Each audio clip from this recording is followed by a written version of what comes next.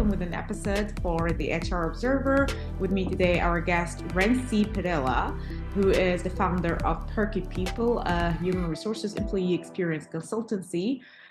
Prior to that, Rhency has been a human resources expert working from Asia and the Middle East. Welcome. Today we'll be talking about how to improve the value proposition of employees within the workplace in 2023. Well, first of all, thanks Omnia for inviting me. Pleasure to be here and to share my thoughts around, like the value proposition for 2023, especially in the space of employee experience, because I'm working a lot with different clients in the space of improving their employee experience strategy, culture, and transformation. So just to answer your question, I think one of the big themes that I'm seeing towards the end of last year, because I do a lot of like surveys and focus group sessions with different companies, is the topic of like fairness, equity, and inclusion. During the pandemic, like everyone went home and then like started working from home and like tried to adapt to the being remote.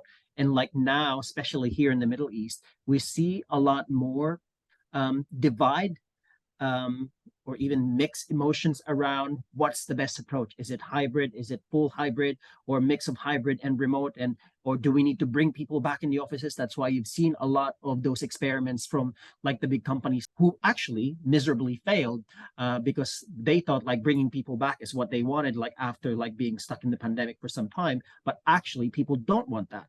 The reason why I said fairness, equity, inclusion are big topics when it comes to creating value proposition for this year. It's because people's perception, especially employees, there's an increasing perception from employees on fairness in the workplace, inclusion in the workplace, and equity in the workplace. Can you elaborate a little bit more on what does fairness in the workplace mean, and what does inclusion and equity at the moment? Perfect. So let me start with fairness, for example. Fairness, big things I'm seeing in fairness is around how do we develop people? So fairness around promotion, fairness around access to training and development, or when to actually access learning and development, fairness to recognition, being appreciated by the manager, senior managers, or people that they work with, fairness when it comes to even an experiential onboarding or just being part of the organization, because of especially the ones that I work with, like large organizations, it's more obvious because like some business units are more advanced than the others compared to the others who don't actually practice that. So people feel that because they compare amongst themselves. Do you always get recognized? Do you get recognized? Does your manager recognize you? Especially now, what we're seeing is like people work pretty much day and night, weekends, like even on their holidays. So when they can see that, how come like the other departments, the other business units are more fair, at least their manager are more fair than our manager? So that's a big thing. So fairness in terms of the different touch points in the employee life cycle on how they are implemented, executed, or at least a manager or the company create experience in these touch points. So when it comes to inclusion, particularly people feel that they are not involved, because we know in like nowadays a lot of organizations are rethinking about their structure, rethinking about like where the company's direction or the future will move to in the next 3 years to 5 years. So people feel that they are not involved in the early stages of basically creating the new experience, creating the new structure, creating the new company of the future. They feel that things are being parachuted to them. They don't have involvement when it comes to, can I at least have a say on this? Can I at least give you my idea?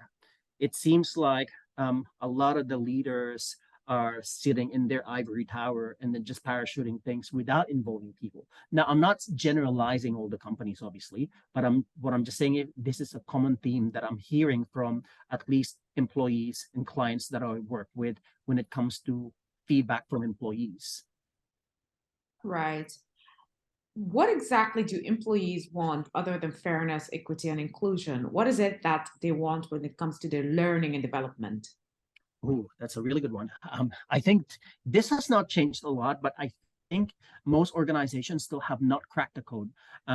We know employees want learning and development. Everyone just wants like on time, real time, access anywhere, anytime to developing themselves, both for professional, their current job, but also for their future job, okay, or their future career aspiration. What we have done in the past, I think, or at least what we have seen a lot in the past was companies have invested a lot when it comes to upskilling people in their current role, but we never thought about upskilling people for their aspiration or for their future career role. That's why, like, what when the pandemic came, and then we had to upskill, multi-skill, like a lot of people in the organization, we were not prepared. So, and there's still, and it's still happening. There is an overflow of that even to date, where people, because the lack of skills on doing the new job or doing things that they have never done before, or being tasked to maybe manage a project that they're not an expert on, this becomes problematic for a lot of organizations. Right, So upskilling, multi-skilling employees is definitely a big topic this year. right. And I mean, I have attended a lot of conferences and people always speak about that, upskilling, employee investment, etc. How realistic are we when it comes to this? As an employer, do you really want to invest in your employee who can leave you and go to someone else? I imagine. 100%. Yeah. Yeah, 100%. Because I've worked with a client where they put in place their learning and development strategy even before the pandemic, and then during the pandemic just accelerated whatever they said they were going to do in their strategy in the next 3 years, accelerated that during the pandemic, and they're reaping the rewards of that. So now they don't have to wait and for the right talent, for the best talent to come in, because they have already groomed the talent to perform some of these things. But not all organizations have taken advantage of the pandemic when it hit 2 years ago. That's why for a lot of them, they are not sure whether it's the right time to invest, or should we invest knowing that maybe we will find the right talent, maybe we will be able to attract. But the competition and the war for talent is even more fierce than the previous years, because now employees or future employees are more selective. They're more demanding about what they're expecting from organizations, whether they want more flexibility in the work that they do. They demand more meaningful work. They don't just want to do work. And like they are actually creating for experience. Like how do we bridge this experience of, I want to do hybrid, but I want to do like remote, but at the same time, I still want to preserve the culture of the organization and collaborate with my team members, because I don't want to feel alone working full-time remote only. I also want to physically be with my colleagues, work with them on maybe important projects in person. I want to tap a little bit into the competition part where you spoke about, the talent management field is actually really competitive at the moment. And I really wanted to understand, what about those organizations that are not, jumping on the bandwagon of expanding the employees' experience? What happened? Because there still are organizations Yeah, in the region and around the world that I've definitely experienced some yeah. that actually would not want their employees outside the office. They have to behave in a certain way. What about these ones? What's going to happen to them? I think it's just going to be even more challenging for these companies. I, for myself, when I maybe some 5 years ago, when I took the role of head of people experience for my previous organization, it was unheard of. At least in the Middle East, I remember like going to conferences, and every time I tell people I was head of people experience, and then like people are like, "What is that? What do you do exactly?" So there were a lot of interest there. And then like few years later, attending like similar conferences, then I see a lot of more creative like roles, like director people experience, employee experience, and this and this and that. But when you scratch the surface, it's basically just renaming the role of HRBP, HR director, head of HR, but it didn't really have the essence of employee experience, where you look at creating impactful experiences throughout the life cycle of employees. Now, going back to your question, those organizations who probably just repainted the wall, changed the title, but didn't really do the fundamental changes in enhancing the employee experience of their organization, setting up their employee experience metrics, holding managers accountable to improving employee experience metrics, setting up frameworks so that businesses, managers, employees know how to create their own or how to enhance their own employee experience in the workplace. They're already far behind the competition. You can imagine some of these organizations who joined the bandwagon earlier, the early adopters. I'm sure they're in a much better position now to attract better talents and then showcase how they really are a people-centric organization compared to those ones who are still thinking like, should we invest here? Maybe it's too late now. Maybe let's just forget about it. So yeah, it's going to be very, very challenging for these organizations who have not done anything in the last few years, at least here in the Middle East. Right. I want to wrap up our interview by asking you, what would you recommend to actually change the experience for an employee? I mean, you mentioned equity, fairness, and inclusion, but what is it that is going to make employees stay in their companies and actually want to invest in it? Yeah, I think in order for us to tackle this fairness, equity, and also inclusion, because after all, they're all perceptions, right?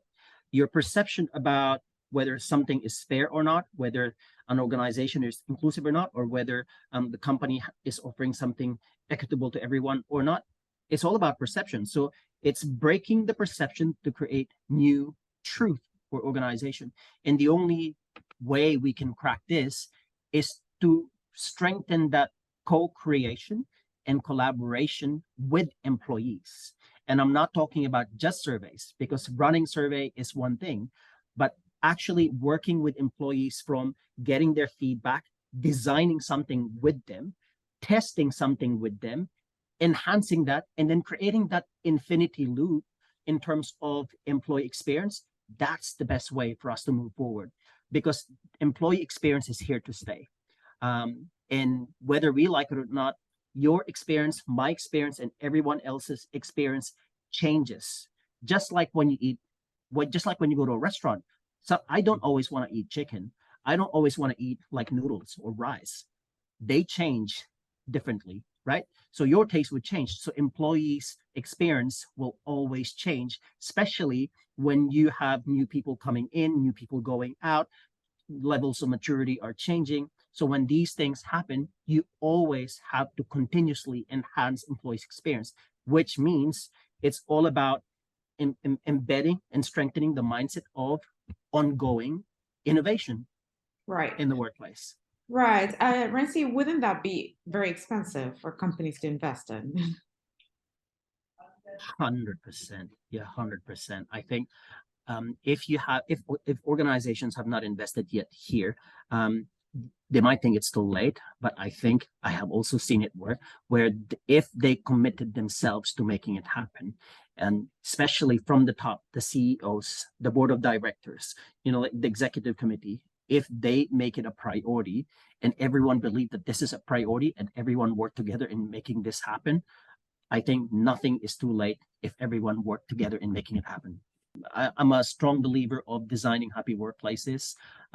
When we think about engagement in the workplace, and if people think it's so old-fashioned to think about engagement, I think more than ever, this is where we need to rethink how we engage with employees beyond activities, beyond fun things, and really focus on those employee touch points, whether it's a process that they're dying to change because it's so archaic that it doesn't serve its purpose anymore.